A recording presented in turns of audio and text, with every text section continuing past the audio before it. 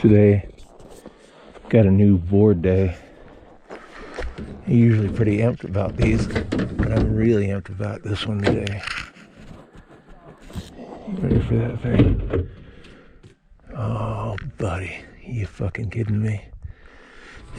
I've been anxious to ride this thing all year. All right, so there it is.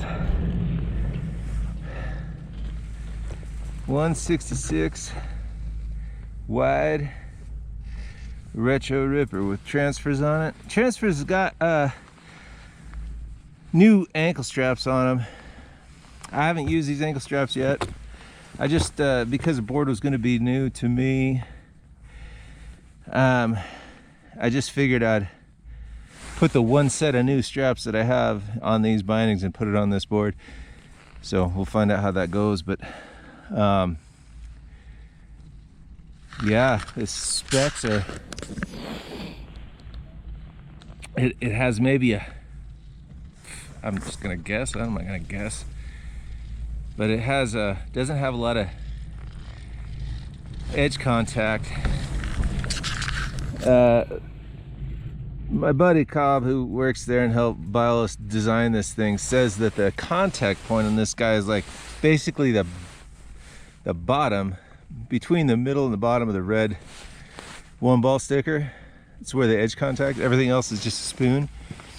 And this year, which is different than all the other years of the retro, is that they ended up putting another set of T-nuts in the front towards the nose. So it's got the standard issue. All the boards, all the retros prior to this one have all, see how the bolt packs right here, have all those, but this has one more set forward. And I ride my birds, I ride all my boards pretty forward. I understand the retro is like a POW board, but everybody says like, oh yeah, it's a POW board, but it fucking rails like crazy. Well, I'm gonna find out today. On this new retro ripper 166 wide.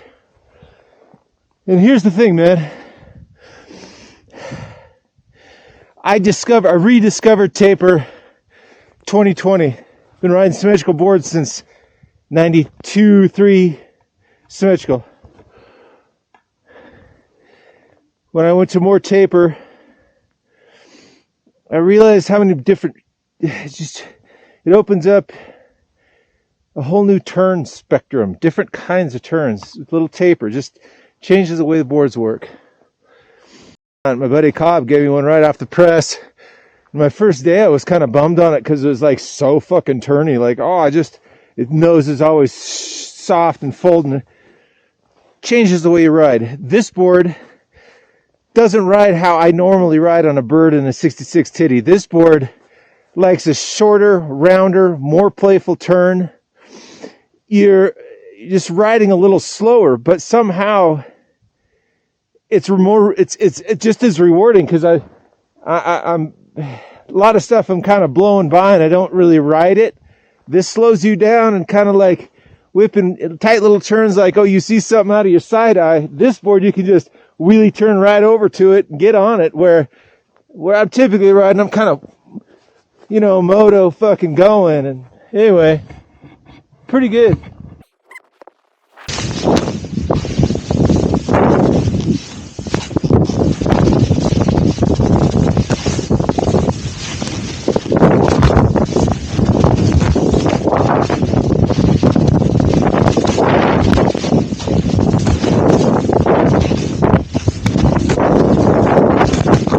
Feel me on that? See how that's probably 3 more turns through that section than I normally get.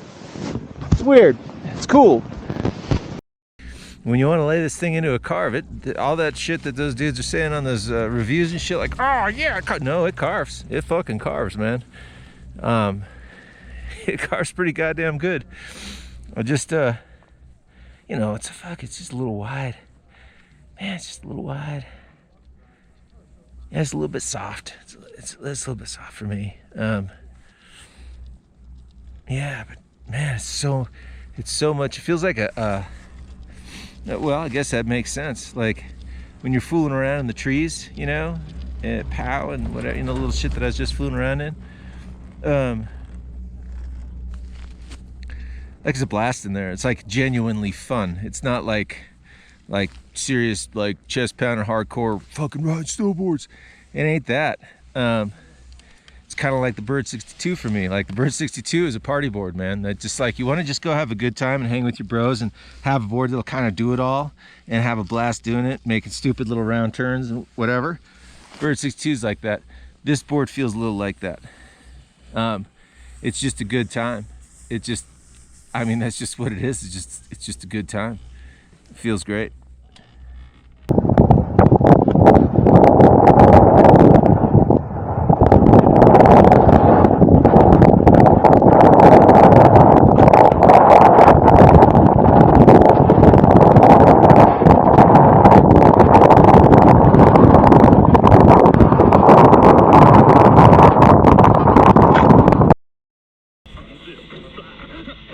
How do I put this? Like, okay, this is what a board feels like. It just occurred to me. Because of its width, it just translates like an old 70s skateboard, like an old 70s pool board before concave, almost, you know, like right when concave first started happening. Like, they were just fat and they were like 10.5 inches wide, 11 inches wide, just to, like, putting your foot on just a flat piece of plywood. This board is, or the retro is wide like that, so it feels real wide, you know? But it turns sharp and that tail is grippy and it's got push in it. So when it starts to flex out in a hillside turn, as it bends, you get more dive in the side cut under your rear foot. Like you get a slip there and it starts to load. But it feels like a 70s, late 70s skateboard, like right about the event of concave, ride flat board, and those big fucking like super low durometer wheels, like 60s, you know, super grippy with super loose trucks. That's what this board feels like. Like, every turn in the woods, like it just likes to make them all the way around, you know? So it's if you've ever been on a skateboard, relatively, trucks aren't too far apart, good turning truck with a soft wheel, that you get wheel bite easy. Old skateboards that had the arches cut out of the ply for the wheel. A board like that just, if they fucking turn, and it's the kind of thing that on those old skateboards, I don't know, maybe people don't know this, but you can build speed just by energizing the turns with those big sticky wheels, because they don't slide, hold all the energy. That retro ripper feels like a super turny 70s flat skateboard.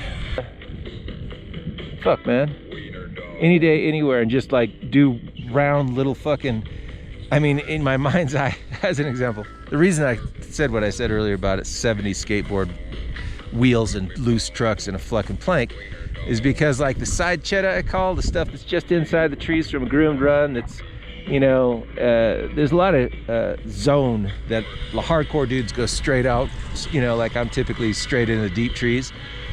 And then there's all the beginners that stay on the groomers, and then there's this gray zone between the core dudes and the groomers that you can always find good pockets in there.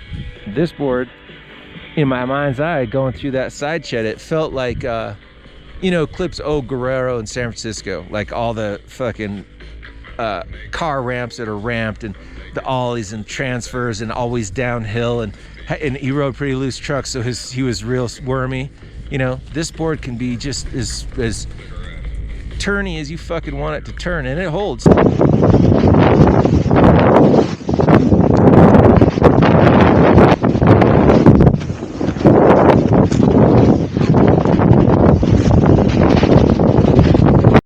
This is the other thing about a board like that, when you get these specialty like retro ripper boards.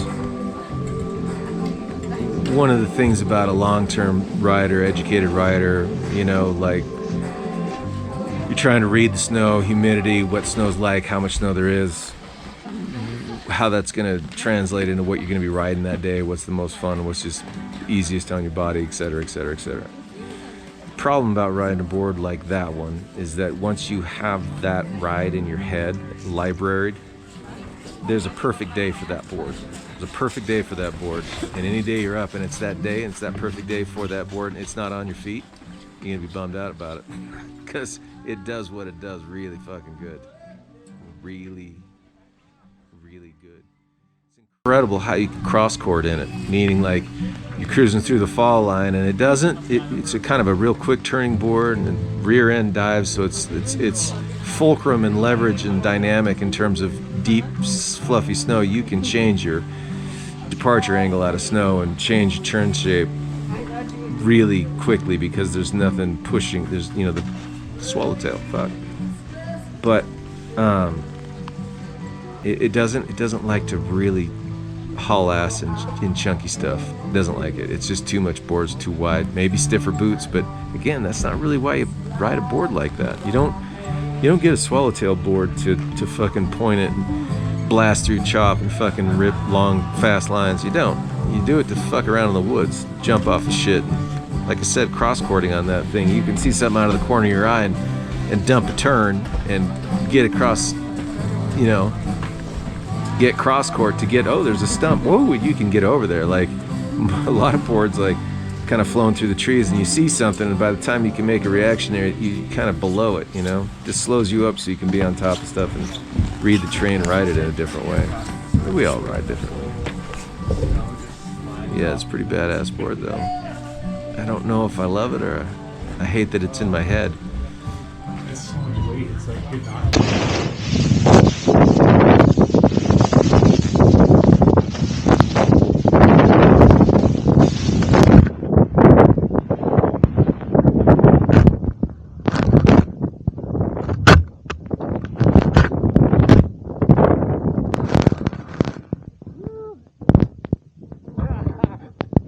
What a ride, man.